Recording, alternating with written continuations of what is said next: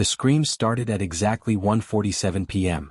I know the precise time because I was recording everything, and the timestamp on my phone showed the exact moment when Karen's sisters Linda and Patricia bit into my special recipe wings. What followed was pure chaos. Grown women rolling on my lawn, clawing at their tongues, diving face-first into my kiddie pool, and begging strangers for milk like their lives depended on it. But here's the thing, they brought this on themselves. Let me tell you how two entitled neighbors turned my simple community barbecue into their personal content circus, and how I served them the hottest dish of revenge they'll never forget. It began 3 weeks ago with what I thought was a simple neighborly gesture. I'd been living at 428 Oak Street for 6 months, and I wanted to properly introduce myself to the community. Nothing fancy, just a backyard barbecue with some good food, cold drinks, and a chance to get to know my neighbors. I spent a week planning everything perfectly. Hand-designed invitations with cute little grill graphics, a clear RSVP system, and a menu that balanced crowd pleasers with some of my grandmother's secret recipes. The invitation was crystal clear. Neighborhood barbecue, Saturday, July 15th, 1 to 5 p.m., RSVP by July 12th for headcount. Bring an appetite in your family. I posted it on Nextdoor, dropped flyers in mailboxes, and even created a simple online RSVP form. 28 people confirmed. Perfect. I bought enough food for 35, accounting for last-minute additions and healthy appetites. What I didn't account for was the Morrison sisters. Linda and Patricia Morrison were identical twins in their early 40s who lived in the biggest house on our street, a gaudy McMansion with fake columns and a fountain that looked like it belonged in a Vegas casino. They were the self-appointed queens of the neighborhood, running the HOA with iron fists and treating every community event like their personal networking opportunity. I first encountered them while posting a flyer on the community bulletin board by the mailboxes. Oh, what's this? Linda snatched the flyer before I could even finish tacking it up. She had that particular Karen haircut, the asymmetrical bob that screamed, "I want to speak to your manager," and wore oversized sunglasses despite the cloudy weather. Patricia peered over her sister's shoulder, equally coiffed and equally entitled. A barbecue? How quaint. It's just a simple get-together, I said, trying to keep my voice friendly. I thought it would be nice to meet everyone properly. Linda's eyes narrowed as she read the fine print. RSVP required? That's a bit exclusionary, don't you think? This is a community, not a private club. It's just so I know how much food to prepare, I explained. There's an easy online form, or you can just text me. I'd love to have you both there. Patricia let out a laugh that sounded like a wine glass breaking. Oh honey, we'll be there. We never miss a neighborhood event. We basically run this community. They walked away without RSVPing, but something in their tone made my stomach twist. I had a feeling this wouldn't be the simple, friendly gathering I'd planned. Saturday arrived sunny and perfect. I'd been up since 6 a.m. marinating chicken, preparing sides, and setting up tables in my backyard. By 12:30, the first guests were arriving, the Johnsons with their adorable toddler, Mrs. Chen with her famous potato salad, and the college kids from the apartment complex with a cooler full of drinks. The atmosphere was exactly what I'd hoped for, relaxed, friendly, with people mingling naturally and complimenting the food. I was manning the grill, feeling genuinely happy about my decision to throw this barbecue, when I heard the rumble of engines outside. At 1:15 p.m., a convoy of cars pulled up. I'm not exaggerating, actual convoy. 3 SUVs, 2 minivans, and a pickup truck, all disgorging people I'd never seen before in my life. Adults, teenagers, children, elderly relatives, even someone's dog. They swarmed through my side gate like they owned the place.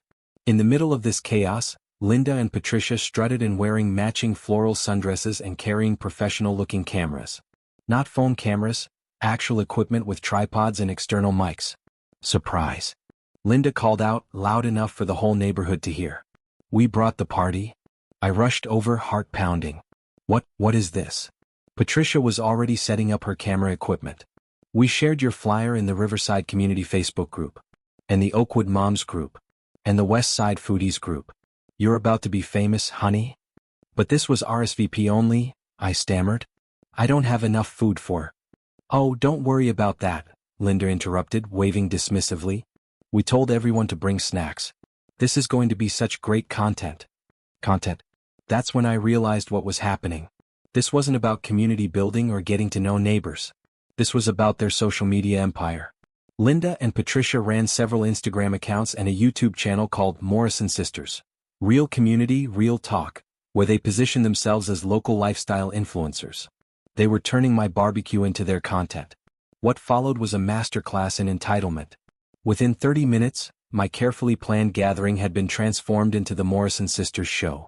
They'd positioned their cameras at strategic angles, started a Facebook live stream, and were interviewing my actual invited guests like they were red carpet correspondents. "We're here at an amazing neighborhood barbecue," Linda spoke into her camera, gesturing broadly at my backyard. "This is what community looks like, people. When neighbors come together and share."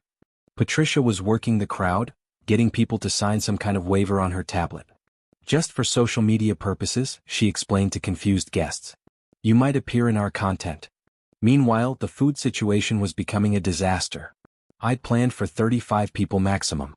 There were now at least 60 people in my backyard, maybe more. Kids were running around unsupervised, trampling my flower beds. Someone had opened my shed and was using my gardening tools as props for selfies. The Johnson's toddler was crying because a stranger had taken his juice box. The food was disappearing at an alarming rate. I watched helplessly as someone I'd never met loaded an entire tray of chicken onto their plate and walked away. Another person was filling a cooler with drinks from my supply, muttering something about free food. "Hey," I called out, trying to get Linda's attention. "This is getting out of hand. I didn't prepare for this many people." Linda looked at me like I'd just complained about winning the lottery. "Relax, sweetie. This is what viral looks like. You should be thanking us. We're putting your barbecue on the map." "But I didn't want to be on the map," I protested. "I just wanted to meet my neighbors." Patricia lowered her camera with an exaggerated sigh. "Look, honey, this is how community building works in the digital age. You can't just hide behind old-school RSVP systems and expect to make an impact. We're giving you exposure you could never buy." That's when I snapped. Not visibly, I'm not the screaming type, but something cold and calculating clicked into place in my brain. They wanted content? They wanted to use my hospitality for their social media empire? Fine. I'd give them content they'd never forget. I excused myself and went inside, claiming I needed to get more napkins. Instead, I pulled out my phone and started making calls. First, to my cousin Marco, who owned a specialty hot sauce company. Then to my friend Sarah, who was a food blogger with her own following. Finally, to my neighbor Jim, who worked in television production and had some interesting equipment. "I need a favor," I told each of them. "And I need it fast." While I was making my calls, I could hear the chaos continuing outside. Someone was using my outdoor speakers to play music. Kids were splashing in my decorative pond. The Morrison sisters were conducting what sounded like a group interview about authentic community experiences. Marco arrived first, carrying an unmarked box that he handled like it contained nuclear materials. "You sure about this?" he asked, grinning. "This stuff is no joke." "I'm sure," I said. "What's the Scoville rating?" "The ghost pepper base is about 1 million units. The Carolina Reaper extract pushes it to 2.2 million. I call it Revenge of the Reaper." Sarah showed up next with her professional camera equipment.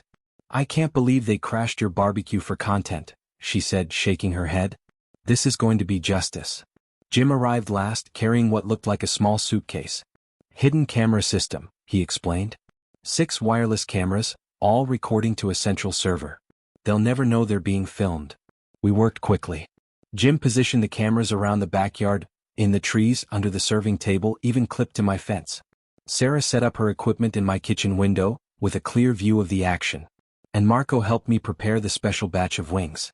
"Remember," Marco warned as we coated the chicken, "this sauce doesn't just burn. It builds.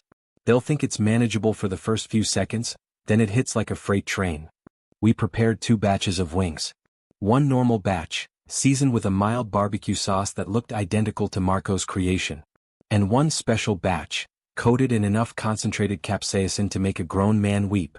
The brilliant part? We labeled them identically. Spicy wings, Linda and Patricia's requested recipe. Because earlier, during their takeover, Patricia had loudly complained that my food was too bland for real foodies, and demanded something with actual heat. I returned to the backyard carrying the 2 platters of wings. The Morrison sisters had set up what looked like a makeshift studio near my picnic table, complete with a backdrop they'd improvised from my outdoor tablecloth. "And we're back," Linda announced to her camera. "We're here with our amazing neighbor who's been so generous with this incredible spread. Tell us, what's your secret to building community?" She shoved a microphone in my face. I smiled sweetly. I think the secret is giving people exactly what they ask for. Patricia clapped her hands. Ooh, what's this? She'd spotted the wings. These are special, I said, setting both platters on the main serving table. I made them extra spicy just like you requested. The recipe's been in my family for generations. Linda's eyes lit up. Family recipe? This is perfect. Patricia, are you getting this? Already rolling, Patricia confirmed, adjusting her camera angle. What happened next was beautiful in its simplicity. The Morrison sisters, being the attention-hungry influencers they were, immediately positioned themselves front and center. They wanted to be the first to try the family recipe wings on camera. Let's do a taste test, Linda announced to her audience. We're about to try what promises to be some seriously spicy wings. They each grabbed one from the special batch. I held my breath. Here we go, Patricia said, biting into hers with theatrical enthusiasm. For exactly 3.2 seconds, they both chewed happily, making appreciative noises for the camera. Linda was mid-sentence, saying something about authentic flavors, when her expression suddenly changed. Her eyes went wide, then wider. Her chewing slowed, then stopped entirely. Patricia's reaction was almost simultaneous.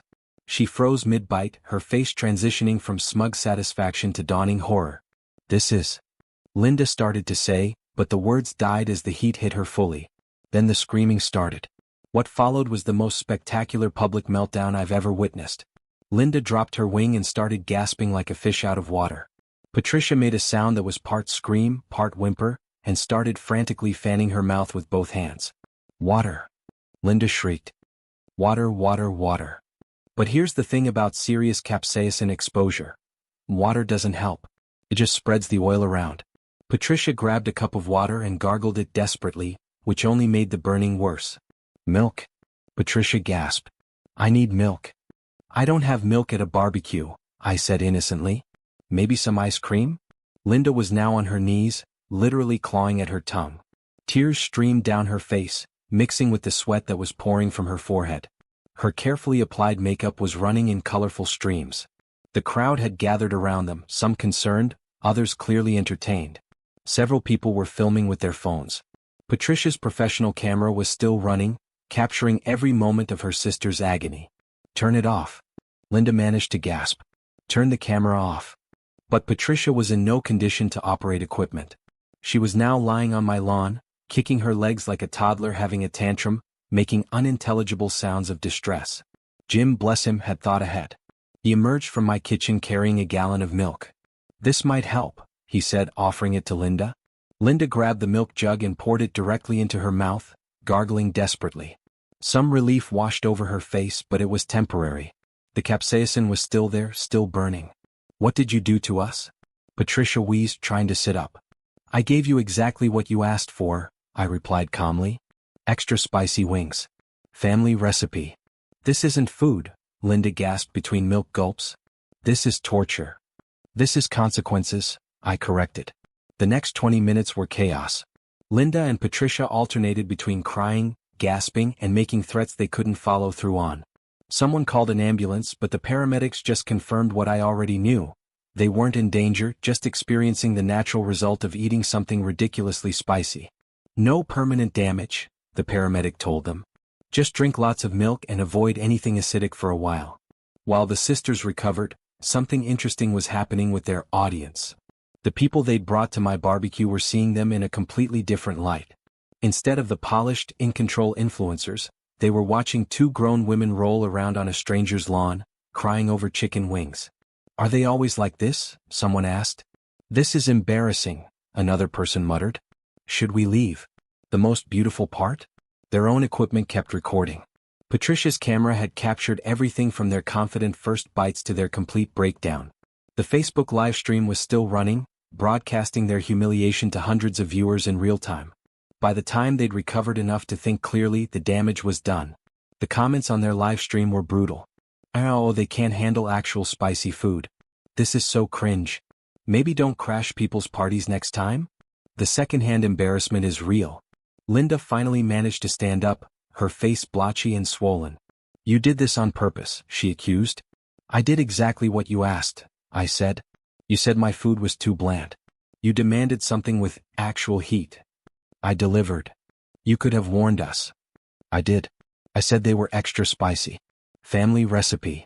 Patricia was trying to salvage the situation, shakily addressing her camera. Well, that was intense. Sometimes authentic cooking can be a real challenge. But the comments kept coming. Girl, you're done. This is so fake. Stop trying to spin this. Take the L and go home. Within hours, clips of the Morrison sisters' meltdown were everywhere. Sarah had been live streaming the whole thing from her food blog account, and her followers were sharing it across every platform.